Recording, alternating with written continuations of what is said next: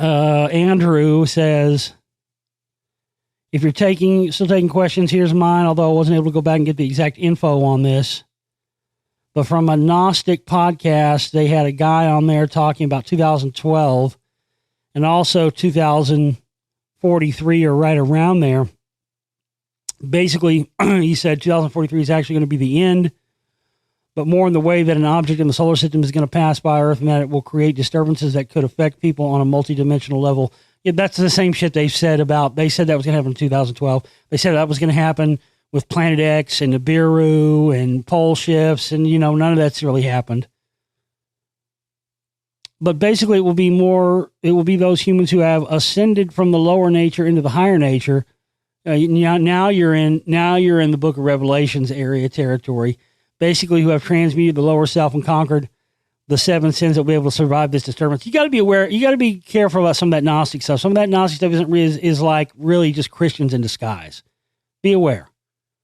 That shit is straight out of the Book of Revelations. I know where this is going, and I know about this, so I'll be able to hit this out of the park. Basically, it'll be those humans who have ascended from the lower nature into the higher nature. They have separating the wheat from the chaff. That's straight out of the fucking Book of Revelations. Jesus is going to come back. He's going to separate the wheat from the chaff. He's going to separate the believers from the non-believers. That's all Book of Revelation shit, man. And yes, it's been adopted into other things, into New Age spirituality and all that stuff too. Absolutely. And yes, absolutely, there is something to do with this 2043 thing. And yes, it has to do with that's when a lot of these people believe that Jesus is going to return. That's when the Book of Revelation is going to start. And essentially the end of the world is going to, that's a lot of people believe that. I mean, wherever you're listening to this stuff at, yeah, that a lot of people do believe that. I have heard about that many times.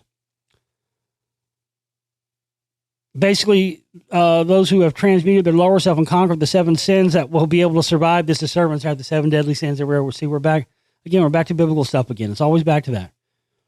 I can't remember if it was supposed to be Nibiru or something similar, but have you ever heard of anything like this coming around 2043 or anything like this in general? Some type of solar or planetary event that will affect people on a dimensional level or something similar. Yeah, I mean, again, it depends on who you're talking to and to what degree. It has to do with, it's really mostly biblical stuff, but again, it's been adopted by New Age spiritualists and stuff like that. And it also goes back to Nostradamus as well. Nostradamus, I believe, let me look this up.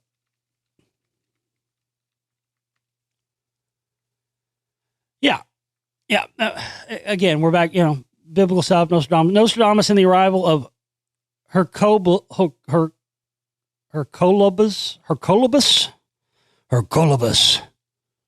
What is that, like Jesus, Satan, fucking rolling one? Since the world is a world and since the memory is remembered, the human being has always, this is weird writing, has always had a part of himself that thinks about a fatalistic destiny and speculates about the end of the world. And even when the planet will irremediably, is that even a word? I've never heard that word. Irremediably come to an end. Some think could be around the corner. Blah, blah, blah. Where's the 24th? Students of different branches of the occult sciences are sure that it refers clearly to Hercolubus, the red planet. According to them, it is a planet 6 times bigger than Jupiter and thousands of times bigger than the Earth. This is what you're talking about. You notice how he asked? He said, have you heard anything about 2043? What did he say? It was supposed, I can't remember if it was supposed to be Nibiru or something similar. See, yeah, exactly. Coming around 20, that's it. Yeah, it comes from Nostradamus.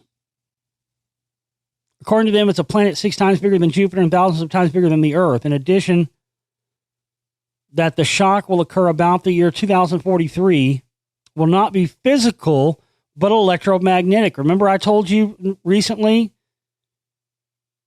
that I thought there was something going on weird with the sun that, as far as electromagnetic stuff? Yep. The shock will occur about the year 2043, will not be physical but electromagnetic, since that giant red planet will pass too close and the laws of gravity and other forces will cause a terrible catastrophe. Well, bingo. Boom. There it is. That's exactly what you're talking about. I found it. I found exactly what, yes, it comes from Nostradamus. Boom. I hit the nail on the head on that one. In the century of Nostradamus, analysts find that the great clairvoyant of genius predicted a few days where the sun will no longer shine because the enormous force of gravity exerted by Hercules on our planet will erupt all volcanoes, and is happening in these instants in an increasing way. Truth or lie, we will wait until the year 2043 to see what happens. If perhaps this time the interpreters of the famous seer and prophet hit, or as has happened before, is just a fraud or misinterpretation, well-intentioned or not. Well, it's interesting that you had that prediction from Nostradamus. Check this out. This one's probably one you haven't heard about.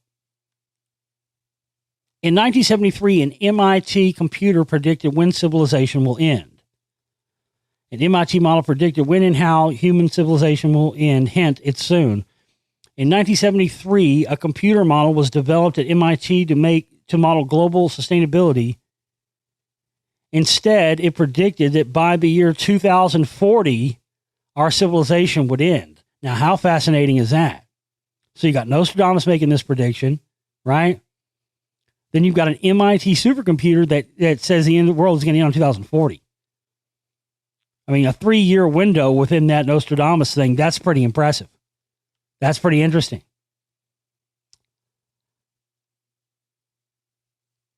Yeah. Well, here's we talked about the biblical thing. And I'll tell you something about that too. Basically, it has to do with like this 6,000 year time period from Adam until basically the events of like the book of Revelation.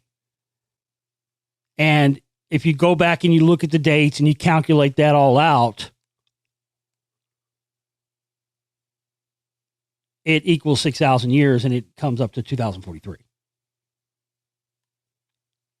6,000 years from Adam will close with the year 2043 AD. So there you go. So 2043 will be 6,000 years from Adam. How was this date computed? We begin with the date 966 BC, the year Solomon commenced building the famous temple of Jehovah at Jerusalem. Then from the records of Scripture, we count there 479 years back to the Exodus, 430 years back further to God's covenant with Abraham, 427 years back more to the end of the flood, and 1,656 years further back to the creation of Adam. This produces a date for Adam of 3,958 BC. From there, 6,000 years forward brings us to the date 2043 AD. The end of 6,000 years of human experience. There begins the 7th millennium from Adam, namely the 1,000-year millennium of Revelation 20. The harvest. That's what I was talking about earlier. Boom. See, that's Book of Revelation separating the wheat from the chaff stuff. The harvest period is the period preceding the millennium. This is the ending period of the present gospel age. The harvest is the end of the age. During this time, Christ accomplishes 4 principal works. 1, separating the wheat class, true Christians, from the tar class through the sickle of truth and understanding of God's plan of the ages. 2, raising them to their heavenly reward with Christ, and that's what you're talking about with ascension. This began with the raising of the sleeping saints and continues throughout the harvest. Each member of the bride class is raised to heavenly life as he or she falls asleep in death. Number 3, regathering the Israelites to their ancient land in preparation for the millennial kingdom of Christ, which will begin at Israel and expand outward to the world. Number 4, inaugurating a time of judgment. This includes a time of trouble unlike any before, starting with World War I through to Armageddon, which will introduce the millennium. The harvest period commenced at the close of the 1,335 years of Daniel, comparing that prophecy with Luke 12:36-38 shows that this prophecy takes us to the second advent of Christ, his promised parousia or presence. During this harvest, Jesus is present, invisible to the world, supervising the close of this age to prepare for the next. The apocalypsis, or revealing of Christ to the world, comes at the close of the harvest. He will reveal to the world through the judgments incident to Armageddon, the deliverance of Israel, and the establishment of the kingdom of God at Jerusalem. So that is, so yeah, as far as 2043, there you go. You've got an MIT supercomputer saying the end of the world's going to happen in 2040.